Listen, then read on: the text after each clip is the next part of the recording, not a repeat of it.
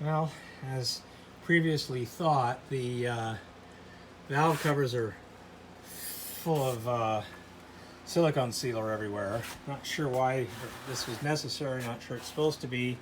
I gather these things normally seal with just the O-rings. The ARP head studs are obviously there. You can see them down like so. These are supposed to be stock cams, so great.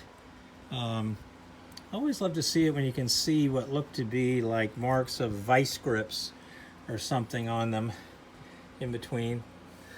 You know, every time I get into something in this, I see that somebody was pretty ham-fisted.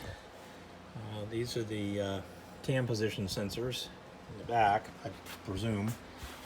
And these have something to do with the adjusters as well. Again, demonstrating my ignorance. See some markings there, can't quite make those out. That's a right. Cam things are a left. I don't know what the R means and the L means. Anyway, some markings on these. More dingleberry marks from when somebody was in here.